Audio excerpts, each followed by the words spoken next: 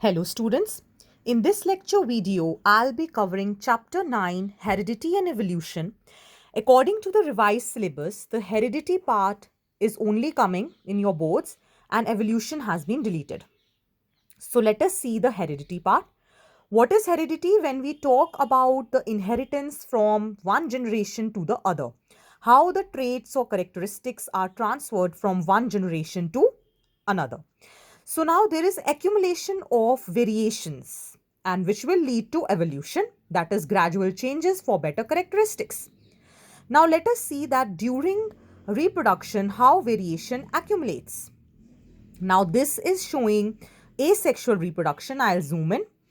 Starting with one parent, okay, single parent giving rise to two daughter cells. Now you can see due to the inaccuracy of DNA replication, there are certain changes in the genetic material. So this red part is the change and this is the green part is the change.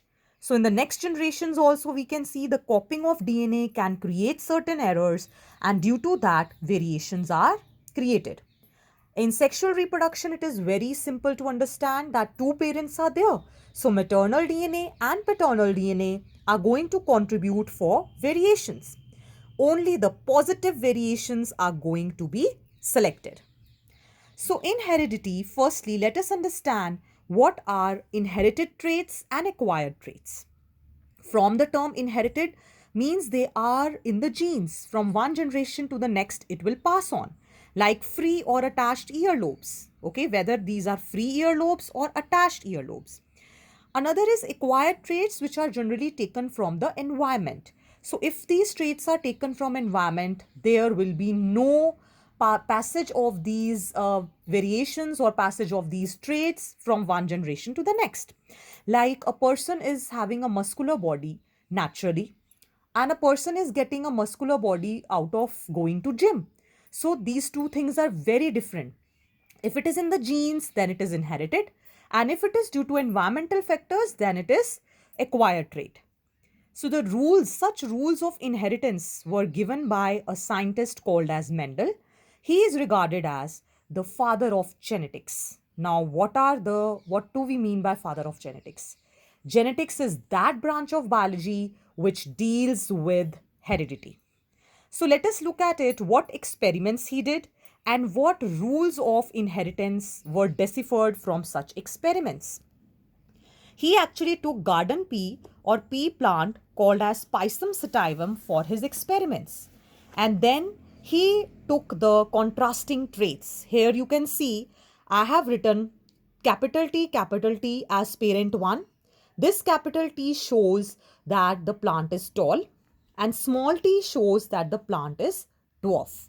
So capital means dominant, which is going to express in all situations, and small letter means that it is recessive, means only in the absence of dominant it is going to express. So he took a tall pea plant and a dwarf pea plant. So here only one trait was studied, that is height. So it is called as a monohybrid cross. Then if we make the gametes out of it, okay, so always it is half the reduction of the chromosomes. So let us see how half we have done. Half, one T you take and one another T. Similarly here. Then make the combinations. If you make the combinations, all come out to be capital T and small t. So what phenotype will be there?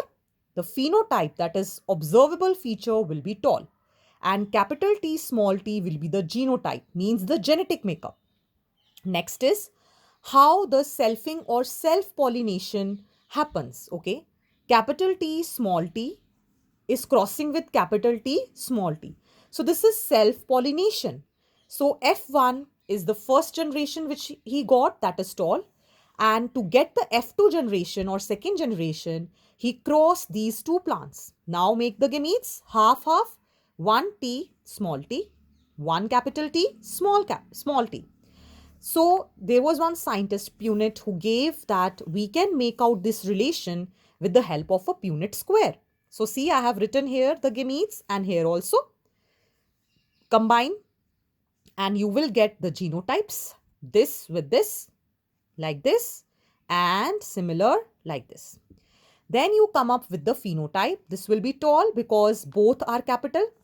This will be tall because capital T is present. Again, this will be tall because capital T is present. But this will be dwarf because small t is there. Two small t's. Dominant is absent. Then only recessive trait will express. So if we see the observable feature, that is tall is to dwarf, that is 1, 2, 3 tall and 1 dwarf. If we see the genotypic ratio, that is genetic makeup, capital T only 1, capital T small t 2 and 2 small t's 1. So 1 is to 2 is to